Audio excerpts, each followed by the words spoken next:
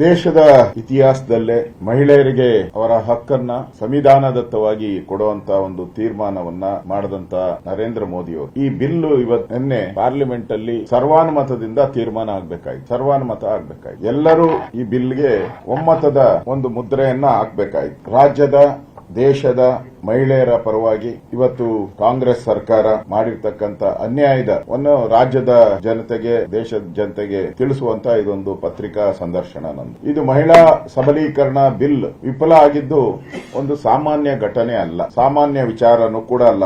ಇದು ಕೆಲವು ರಾಜಕೀಯ ಪಕ್ಷಗಳ ಪಿತೂರಿ, ನಿರ್ಲಕ್ಷ್ಯ, ಮಹಿಳಾ ವಿರೋಧಿ ಭಾವನೆಯ ಸ್ಪಷ್ಟ ಸಂಕೇತ. ಇದು ಮಹಿಳೆಯರ ಹಕ್ಕು ಬಗ್ಗೆ ವೇದಿಕೆಯಲ್ಲಿ ಕಳೆದ 60 ವರ್ಷ ಅಧಿಕಾರ ನಡೆಸಿದಂತ ಕಾಂಗ್ರೆಸ್ ಅವರು ದೊಡ್ಡ ದೊಡ್ಡ ಭಾಷಣಗಳನ್ನ ಮಾಡ್ತಾರೆ. ಆದ್ರೆ ಕಾರ್ಯರೂಪಕ್ಕೆ ತರೋ ಮಹಿಳಾ ಬಿಲ್ಗೆ ಬೆಂಬಲ ಕೊಡುವಂತ ಧೈರ್ಯ ಇಲ್ಲ ಅಂತ ಹೇಳಿ ಮಾತಾಡುವಂತ ಅಧಿಕಾರ ಇಲ್ಲ. ನನ್ಗನ್ಸ್ತತೆ ಕಾಂಗ್ರೆಸ್ಸಿನ ಮಹಿಳಾ ಮೋರ್ಚಾವನ್ನ ಕೂಡಲೇ ರದ್ದು ಮಾಡಿಬಿಡಿ. ಯಾಕೆ ಇಟ್ಕೊಂಡಿದ್ದೀರಾ? ಮಹಿಳಾ ಕಾಂಗ್ರೆಸ್ ಘಟಕವನ್ನ ರದ್ದು ಮಾಡಿಬಿಡಿ. ನೇನ್ಕೆ ಪಾಪ ಅವರಿಗೆ ಬಹಳ ಆತುರತೆಯಿಂದ ಕನಸುಗಳು, 100 ಕನಸುಗಳನ್ನ ಕಟ್ಕೊಂಡಿದ್ರು ಅವರೆಲ್ಲ.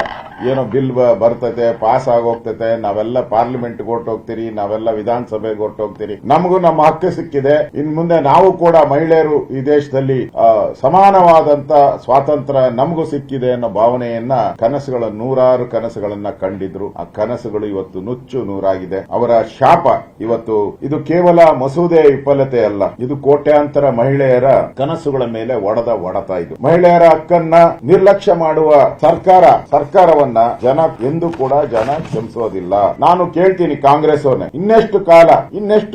ಇನ್ನೆಷ್ಟು ವರ್ಷಗಳು, ಇನ್ನೆಷ್ಟು ದಿನಗಳು ಮಹಿಳೆಯರನ್ನ ಕೇವಲ ಮತದಾರನಾಗಿ ಬಳಸುತ್ತೀರಾ ಕಾಂಗ್ರೆಸ್ಸಿಗರೇ?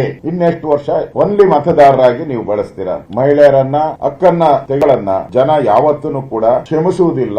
ನೀವು ಮಹಿಳೆಯರನ್ನ ದುರ್ಬಲರು ಎಂದು 60 ವರ್ಷ ಈ ದೇಶದಲ್ಲಿ ರಾಜ್ಯಭಾರ ಮಾಡಿದ್ರಲ್ಲ, ನೆಹರು, ಇಂದಿರಾ ಗಾಂಧಿ, ನಿಮಗೆ 60 ದಶಕ ರಾಜ್ಯಭಾರ ಮಾಡಿದಿರಲ್ಲ, ಅವಾಗ ಮಹಿಳಾ ಮೀಸಲಾತಿ ಬಗ್ಗೆ ನಿಮ್ಗೆ ಗಮನನೇ ಇಲ್ಲ.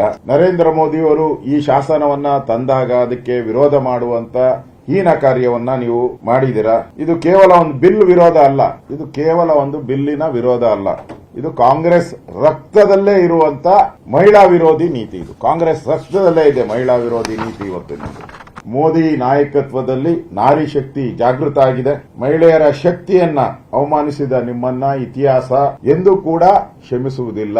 ಕಾಂಗ್ರೆಸ್ ಮಾಡಿದ ದ್ರೋಹಕ್ಕೆ ಅಂತ್ಯ ಆಡೋ ಕಾಲ ಈಗ ನಿರ್ಮಾಣ ಆಗ್ತಾ ಇದೆ ಅಂತ ಅನ್ಸುತ್ತೆ. ಸ್ನೇಹಿತರೆ, ಕಾಂಗ್ರೆಸ್ ಅವರು ಏನ್ ತಿಳ್ಕೊಂಡಿದ್ದಾರೆ ಅಂದ್ರೆ, ಮಹಿಳೆಯರಿಗೇನು 2,000 ರೂಪಾಯಿ ಕೊಟ್ಬಿಟ್ರೆ ಸಾಕು, ಮಹಿಳೆಯರಿಗೇನು ಫ್ರೀ ಬಸ್ ಪಾಸ್ ಕೊಟ್ಬಿಟ್ರೆ ಸಾಕು, ಅವ್ರ ಮನೆಯಲ್ಲೇ ಇದ್ದು ಬಿಡ್ತಾರೆ, ಅವ್ರ ಹೊರಗಡೆ ಬೆರದ್ ಬೇಡ, 2,000 ರೂಪಾಯಿ ತಗೊಂಡು ಅಡಿಗೆ ಮಾಡ್ಕೊಂಡು ಮನೆಗಿರ್ಲಿ, ಬಸ್ ಅಲ್ಲಿ ದೇವಸ್ಥಾನಗಳಿಗೆ ಹೋಗಿ ಮನೆಯಲ್ಲಿ ಇದ್ಕೊಂಡ್ಲಿ, ಅವ್ರಿಗೆ ರಾಜಕೀಯ ಪ್ರಾತಿನಿಧ್ಯ ಸಿಗಬಾರದು. ಅವರು ಈ ಒಂದು ಪ್ರಜಾಪ್ರಭುತ್ವದಲ್ಲಿ 50% ಇರುವಂತ ಮಹಿಳೆಯರು ಪಾರ್ಲಿಮೆಂಟ್ಗೆ, ವಿಧಾನಸಭೆಗೆ ಹೋಗೋದಕ್ಕೆ ಬೇಡ, ಅವ್ರಿಗೆ 2,000 ರೂಪಾಯಿಗೆ ನಾವು ಸೀಮಿತ ಮಾಡೋಣ. ಇನ್ನು ಏನನ್ನ ಕೇಳಿದ್ರೆ ಅದೊಂದು 2,500 ಮಾಡೋಣ. ಮುಂದಿನ ಎಲೆಕ್ಷನ್ ಬಂದ್ರೆ ಅವರನ್ನ 2,500 ಕೊಟ್ಬಿಟ್ಟು ವೋಟ್ ಹಾಕ್ಸ್ಕೊಳ್ಳೋಣ. ಅವ್ರಿಗೆ ನಮ್ಮ ಪರವಾಗಿ ಅವರು ಕ್ಯೂ ನಿಂತ್ಕೊಂತಾರೆ ಬಂದು. ಮಹಿಳೆಯರ ಮೀಸಲಾತಿಯನ್ನ ಕಸದಂತ ದ್ರೋಹಿ ಕಾಂಗ್ರೆಸ್, ದ್ರೋಹಿ ಅವರ ಪಾರ್ಟ್ನರ್ಸ್ ಎಲ್ಲ ಇದಾರಲ್ಲ, ತಮಿಳುನಾಡು, ಕೇರಳದಲ್ಲಿ, ಇವರೆಲ್ಲ ದ್ರೋಹಿಗಳು. ಮುಂದೆ ನಡೀತಾ ಇದೆಯಲ್ಲ ಚುನಾವಣೆಗಳು ಈ ದೇಶದಲ್ಲಿ, ಬೇರೆ ರಾಜ್ಯದಲ್ಲಿ ಚುನಾವಣೆ ನಡೀತಾ ಇದೆ. ಜನ ಬುದ್ಧಿ ಕಲಿಸ್ತಾರೆ, ಇವರಿಗೆ ಪಾಠ ಕಲಿಸ್ತಾರೆ. ಅದರಿಂದ ಇವತ್ತು ನರೇಂದ್ರ ಮೋದಿ ಅವರು ದಕ್ಷಿಣ ರಾಜ್ಯಗಳಿಗೂ ಕೂಡ ಈಗಿರೋದು 129 ಪಾರ್ಲಿಮೆಂಟ್ ಸೀಟು ದಕ್ಷಿಣದಲ್ಲಿ, ಅದನ್ನ 195ಕ್ಕೆ ಏರಿಸುವಂತದಕ್ಕೆ ಆ ಬಿಲ್ ಅಲ್ಲಿ ಅವಕಾಶ ಇತ್ತು. 195ಕ್ಕೆ ಅಂದ್ರೆ ದಕ್ಷಿಣ ರಾಜ್ಯಗಳಲ್ಲೂ ಕೂಡ ಪಾರ್ಲಿಮೆಂಟ್ ಸೀಟು ಜಾಸ್ತಿ ಆಗುವಂತದಕ್ಕೆ ಅವಕಾಶವನ್ನ ಮಾಡಿಕೊಟ್ಟಿದ್ರು. ಆದ್ರೆ ಕಾಂಗ್ರೆಸ್ ಅವರು ಮೊಸರಲ್ಲಿ ಕಲ್ಲು ಹುಡುಕುವಂತ ಪ್ರಯತ್ನ ಮಾಡಿದ್ದಾರೆ. ಚರ್ಚೆ ಮಾಡಬಹುದಾಯ್ತು. ಅವರಿಗೆ ಡಿಲಿಮಿಟೇಷನ್ ಬಗ್ಗೆ ಏನಾದರೂ ಸಮಸ್ಯೆ ಇದ್ರೆ ಪಾರ್ಲಿಮೆಂಟ್ ಅಲ್ಲಿ 3 ದಿನಗಳ ಚರ್ಚೆ ಇದೆ. ಲೋಕಸಭೆ ಮತ್ತು ರಾಜ್ಯಸಭೆಯಲ್ಲಿ 3 ದಿನ ಚರ್ಚೆ ಇದೆ, ಮಾಡಬಹುದಾಗಿತ್ತು. ನಾನು ಅವ್ರನ್ನ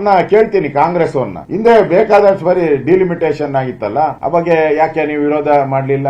ಏನ್ ಮೊದಲ ಬಾರಿ ಡಿಲಿಮಿಟೇಷನ್ ಆಗ್ತಾ ಇದೆಯಾ? ಬೇಕಾದಷ್ಟು ಬಾರಿ ಡಿಲಿಮಿಟೇಷನ್ ಆಗಿದೆ, ಸೀಟುಗಳ ಹೆಚ್ಚಳ ಆಗಿದೆ, ಪಾರ್ಲಿಮೆಂಟ್ ಸೀಟು ಹೆಚ್ಚಳ ಆಗಿದೆ, MLA ಸೀಟು ಹೆಚ್ಚಳ ಆಗಿದೆ. ಅವಾಗ ಯಾಕೆ ಬಾಯಿಗೆ ಬಟ್ಟೆ ತುರ್ಕೊಂಡಿದ್ದೀರಾ ನೀವೆಲ್ಲ ಬಾಯಿಗೆ? ಅವಾಗ ಯಾಕೆ ಮಾತಾಡಿಲ್ಲ? ಅಟಲ್ ಬಿಹಾರಿ ವಾಜಪೇಯಿ ಇದ್ದಾಗ ಡಿಲಿಮಿಟೇಷನ್ ಆಯ್ತು, ಅಟಲ್ ಬಿಹಾರಿ ವಾಜಪೇಯಿ ಇದ್ದಾಗ ಡಿಲಿಮಿಟೇಷನ್ ಆಯ್ತು. ಏನ್ ಅಟಲ್ ಬಿಹಾರಿ ವಾಜಪೇಯಿ ಮತ್ತೆ ಗೆದ್ದು ಬಿಟ್ರ? ಕಾಂಗ್ರೆಸ್ ಬಂತಲ್ಲ 10 ವರ್ಷ ಕಾಂಗ್ರೆಸ್. ಸುಮ್ಮನೆ ಮಹಿಳೆಯರನ್ನ ತುಳಿಯುವಂತ ಪ್ರಯತ್ನಕ್ಕೆ ಡಿಲಿಮಿಟೇಷನ್ ಜೋಡಿಸಿದ್ದಾರಷ್ಟೇ.